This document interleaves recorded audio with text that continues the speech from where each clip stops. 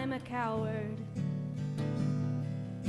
There's a master of death, I bet he's holding his breath as I show the blind and tell the deaf about his power. I'm a doubting Thomas, can't keep my promises, 'cause I don't know what's safe. Oh, me of little faith.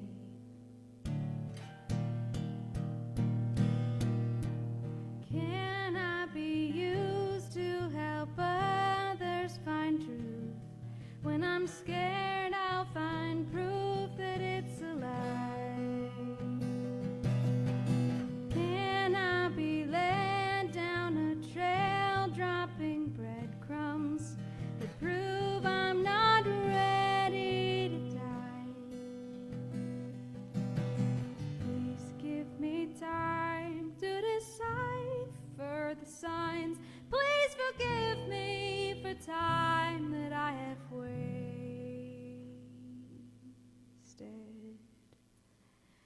I'm a doubting Thomas, I'll take your promise, though I know nothing's safe. Oh, me of little faith. Oh, me of little faith.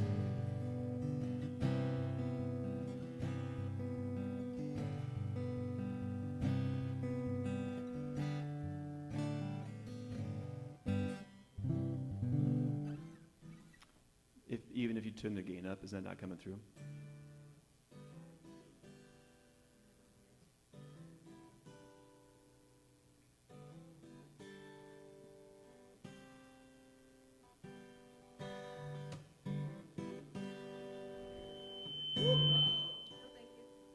What if you were to do, it sounds like you may have turned my vocal mic up.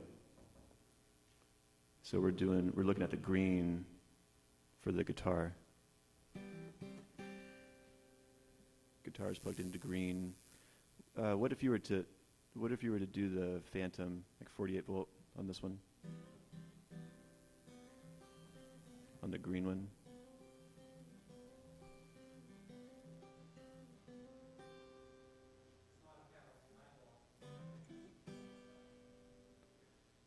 It's not working? Sorry?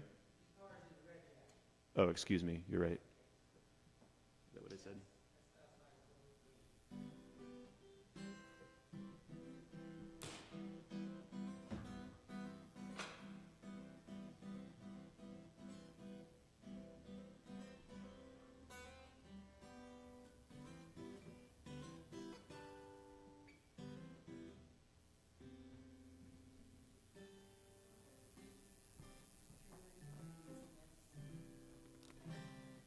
I don't think so. Yeah, great. Thank you. All right. Well then, Dave, why don't you turn the 15 up a little bit for my vocals, and we'll just do me doing harmonies and no guitar for that. Checkity 1, 2, 3. Check 1, 2, 3, 4. Check. That's good. Yeah. Probably doesn't need to. Let's just run a couple choruses one more time. Sure. Do you want to lower your mic so that it's upward facing, so that it's like by your guitar, but you can also sing down into It's it? not the worst idea I've ever heard, actually. Yeah, Dave, we're going to try something different. We'll essentially just be like an open mic for the guitar and for my vocals. So it's going to require you to play with it just a little bit. Yeah, we could if we thought through that. What do you mean?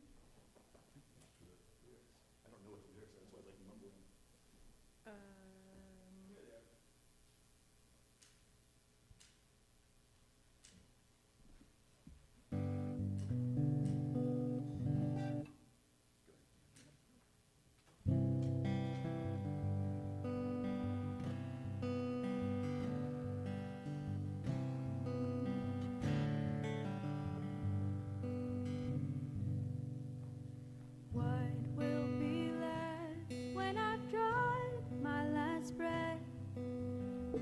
the folks I've met and the folks who know me. Will I discover a soul-saving love, or just the dirt above and below me? I'm doubting Thomas. I took a promise. I do not feel safe.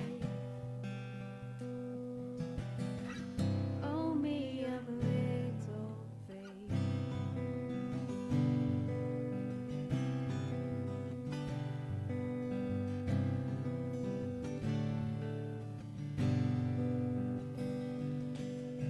Sometimes I pray for a slap in the face, then I beg to be spared, 'cause I'm a coward.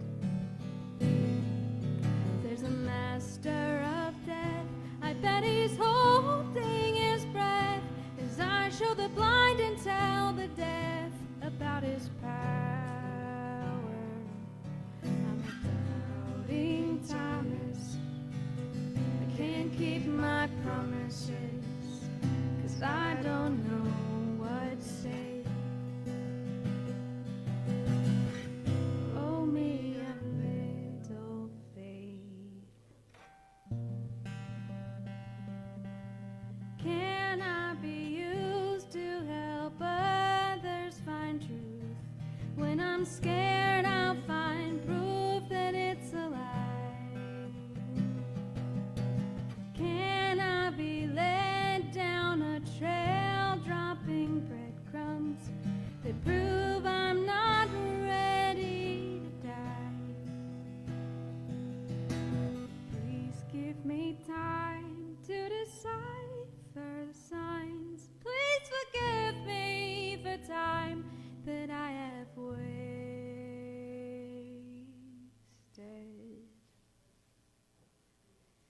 I'm a doubting Thomas. I'll take your promise, though I know nothing's safe.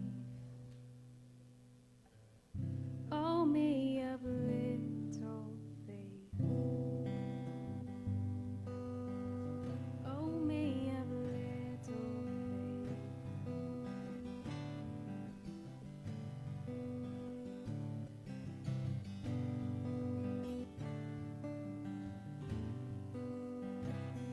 I guess after you tag it, I'll hit that riff. I'm just gonna, I think I won't sing very much right there at the very end of Oh, Me of Little Faith.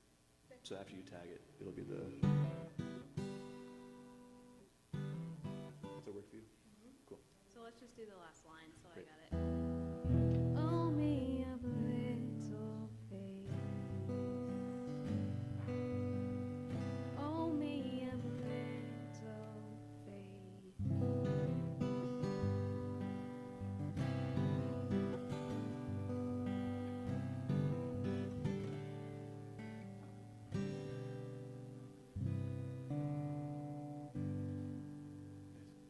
Sounds great. It does sound great. Thanks, Dave. Thank you. Okay, should we go through stuff with readers, just to make sure everyone knows what's up? Should we see if we should gather people back here? Hi, Nick. Hi. It's good to see you. Yeah.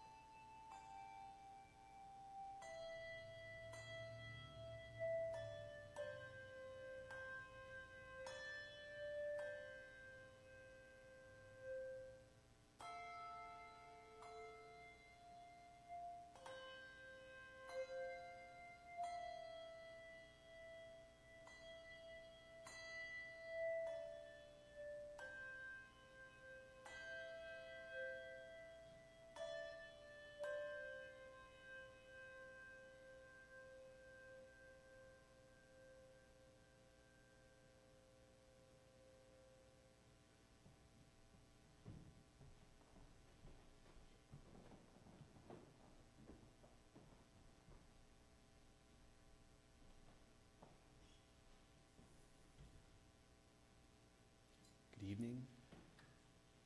Welcome to this Good Friday service. A very special welcome to those of you from Bethany Presbyterian Church. We are so thankful that you are here. You all have been through a lot lately, and it's nice to see your faces. Tonight's service centers on the story of Jesus' death. A story that tonight you're going to hear told by multiple voices, and there's going to be some music accompanying this story. The betrayal, arrest, torment, crucifixion, and burial of Jesus are all imposed injustices. Over the next hour, you may find yourself feeling sad, or even wishing that you could do something. Well, this service is intentionally reflective rather than participatory, because we cannot participate in Christ's death. Much like those gathered at the foot of the cross, all we can do is watch it happen. The death of Jesus is the centerpiece for learning how to deal with the fundamental violation of life, where we ask the question, what is wrong with the world? But revisiting Jesus' death is different from the visits that we may make to a cemetery, bringing flowers, keeping the memory of our beloved dead in focus. We are not at the cross only to remember or pay homage. We are here to explore what Christ's death has accomplished for us. Meditating and praying with Jesus as he dies on the cross is therefore not necessarily an invitation to morbidity, but to harmony with the darkness in our world and within us that God is even now at work redeeming.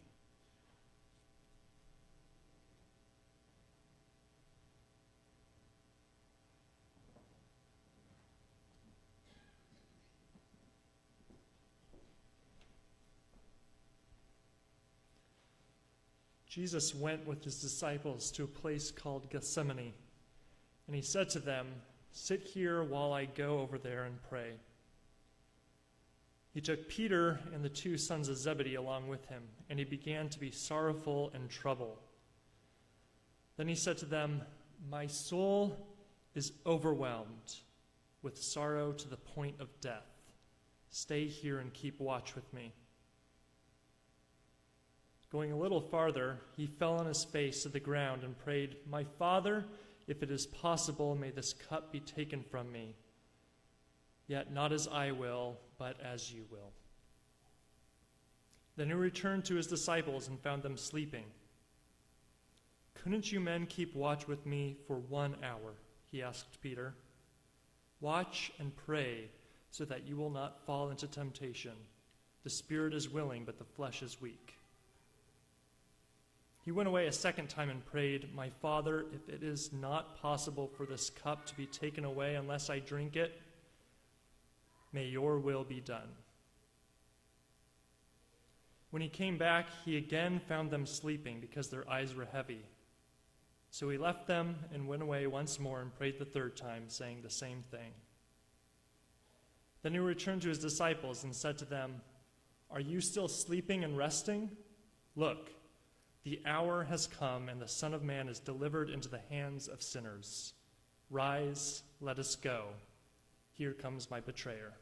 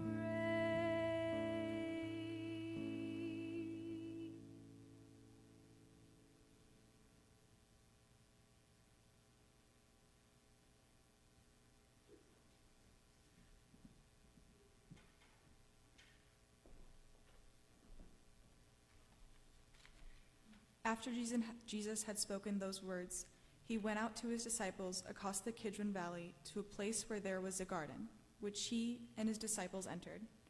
Now Judas, who betrayed him, also knew the place, because Jesus often met there with his disciples. So Judas brought a detachment of soldiers together with police from the chief priests and the Pharisees, and they came there with lanterns and torches and weapons. Then Jesus, knowing all this was to happen to him, came forward and asked them, "Who are you looking for?" They answered, "Jesus of Nazareth." Jesus replied, "I am he." Judas, who betrayed him, was standing with them.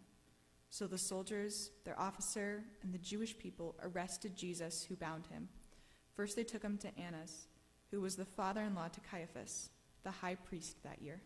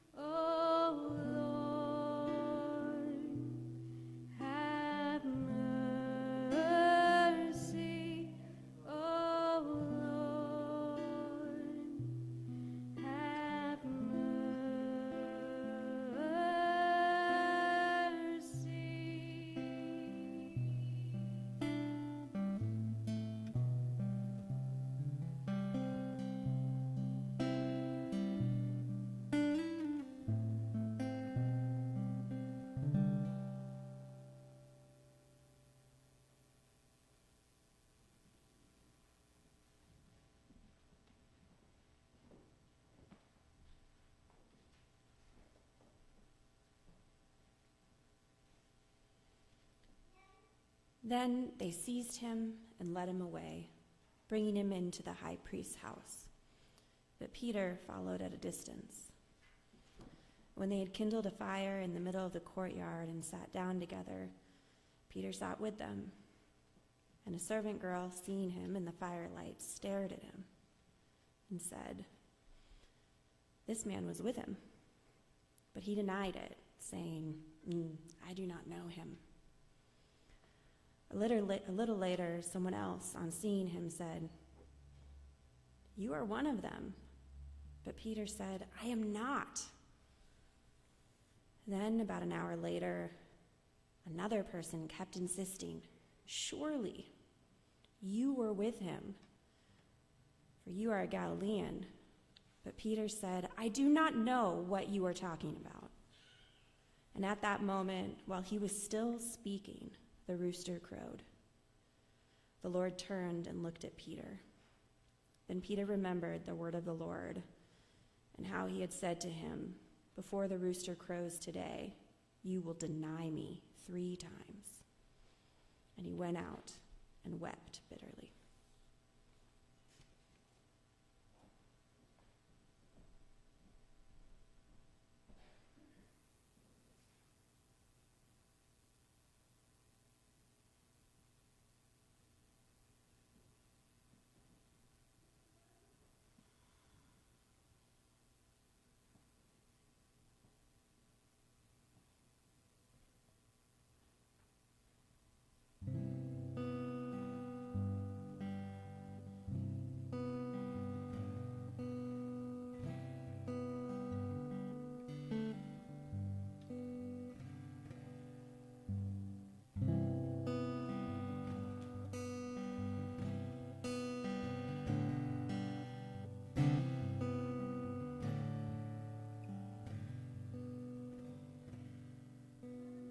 What will be left when I've drawn my last breath? Besides the folks I've met and the folks who know me, will I discover a soul-saving love, or just the dirt above and below me? I'm a doubting Thomas. I took a promise, but I do not feel safe. Oh, me of little faith.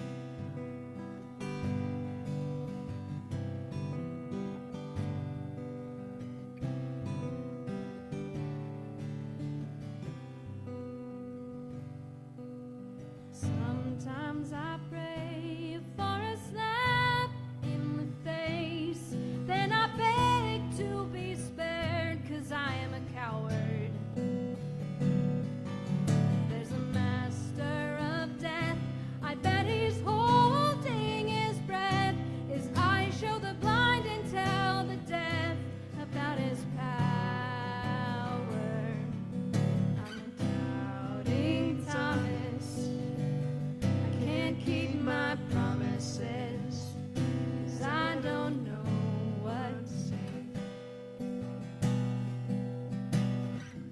Oh, me of little faith. Can I be used to help others find truth? When I'm scared, I'll find proof that it's a lie. Can I be led down a trail, dropping breadcrumbs that prove I'm not ready to die? Please give me time to decipher the signs. Please forgive me for time that I have wasted.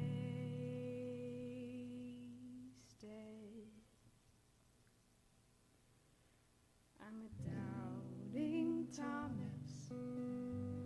I'll take your promise, though I know nothing safe. Oh, me of little faith.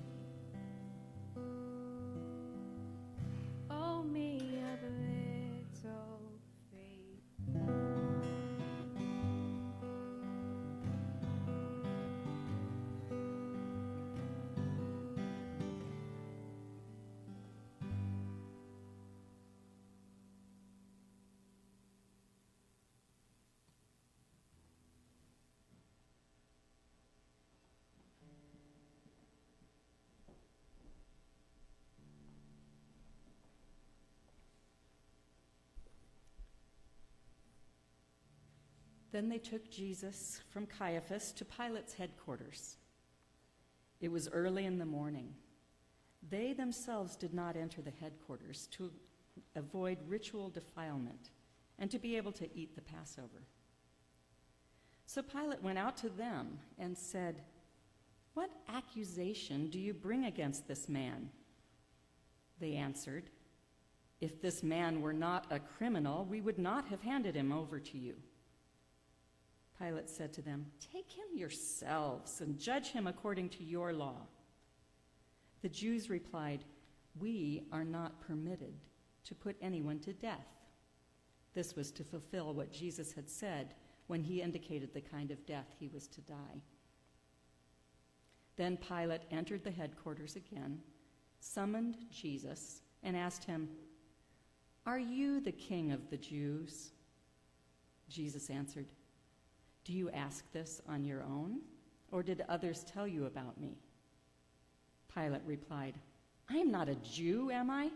Your own nation and the chief priests have handed you over to me. What have you done?"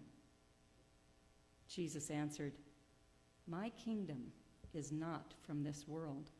If my kingdom were from this world, my followers would be fighting to keep me from being handed over to the Jews. But as it is, my kingdom is not from here." Pilate asked him, "So you are a king?" Jesus answered, "You say that I am a king. For this I was born, and for this I came into the world, to testify to the truth. Everyone who belongs to the truth listens to my voice." Pilate asked him, "What is truth?"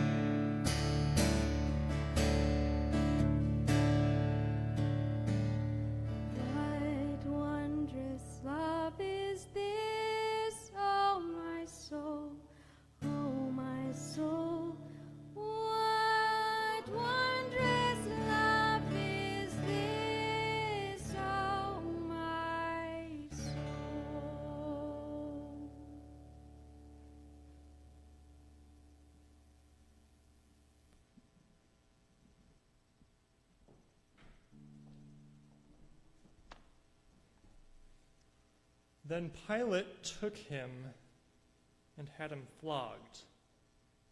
And the soldiers wove a crown of thorns, and they put it on his head, and they dressed him in a purple robe. They kept coming up to him, saying, "Hail, King of the Jews," and striking him on the face. Pilate went out again and said to the crowd, "Look, I am bringing him out to you to let you know that I find no case against him." So Jesus came out, wearing the crown of thorns and the purple robe. Pilate said to them, "Here is the man." When the chief priests and the police saw him, they shouted, "Crucify him! Crucify him!" Pilate said to them, "Take him yourselves and crucify him. I find no case against him." They cried out, "Away with him! Away with him! Crucify him!" Pilate asked them, "Shall I crucify your king?" The chief priests answered, "We have no king but the emperor." Then Pilate handed Jesus over to them to be crucified.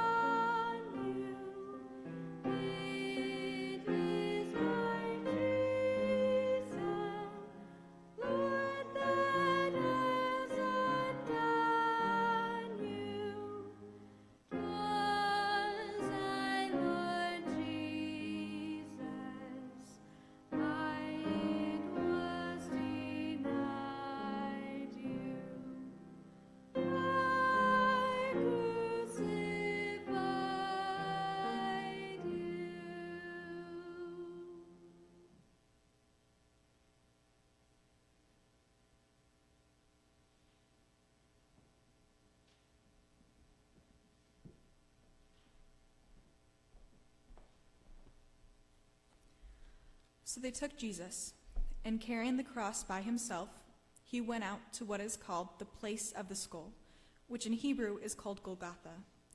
There they crucified him, and with him 2 others, one on either side, with Jesus between them. Pilate also had an inscription written and put on the cross. It read, "Jesus of Nazareth, the King of the Jews." When the soldiers had crucified Jesus, they took his clothes and they divided them into 4 parts, one for each soldier. They also took his tunic. Now the tunic was seamless, woven in one piece from the top. So they said to one another, "Let us not tear it, but cast lots for it to see who will get it." This was to fulfill what the scripture says. They divided my clothes among themselves, and for my clothing they cast lots. And this is what the soldiers did.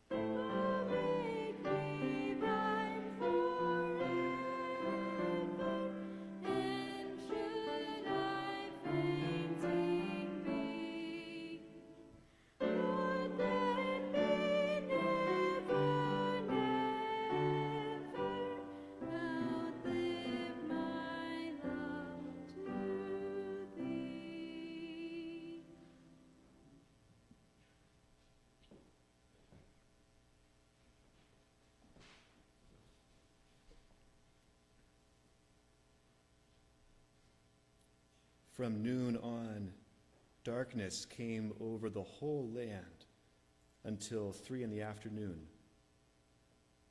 And about 3 o'clock, Jesus cried out with a loud voice, "Eli, Eli, lema sabachthani."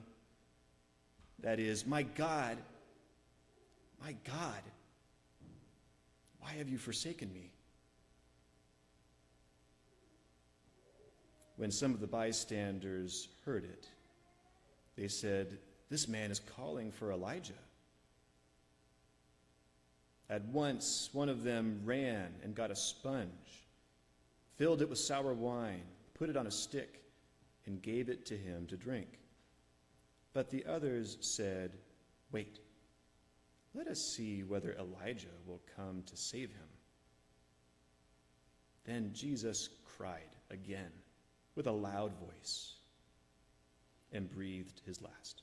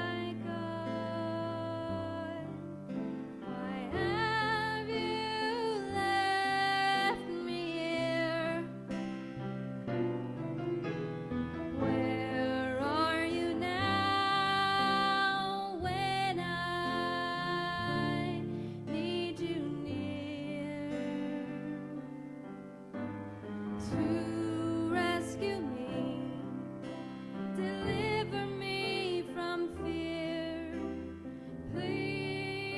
Please don't forsake me. Lord, answer me. Do you not hear my sighing all day and night? My eyes are sore from crying. I long for you to keep my hope from dying. I find no rest, my God, my God. Why have you left me here? Where are you now when I need you near to rescue me, deliver me from fear? Please don't forsake me, my God.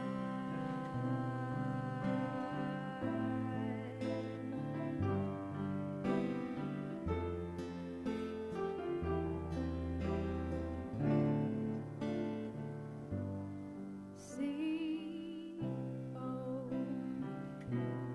my God, that I am poor and weak. I have no voice, I have no strength to speak. They scoff and stare, have pierced my hands and feet. My heart is melting. Oh Lord, my God, my enemies despise me. They steal my clothes, they mock and compromise me. Where is your God?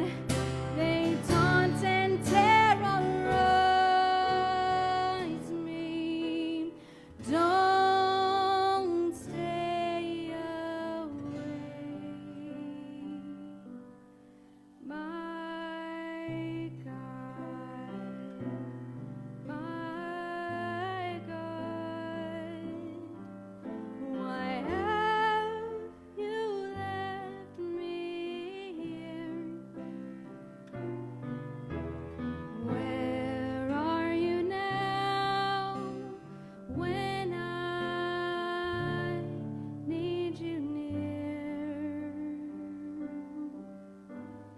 to rescue me, deliver me from fear? Please don't forsake me, my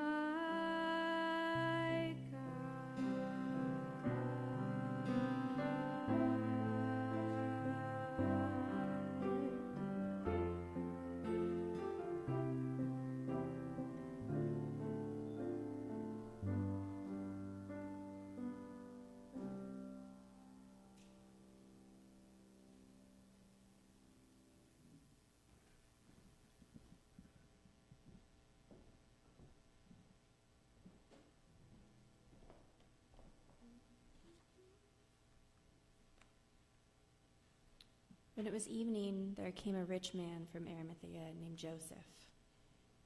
He was a disciple of Jesus.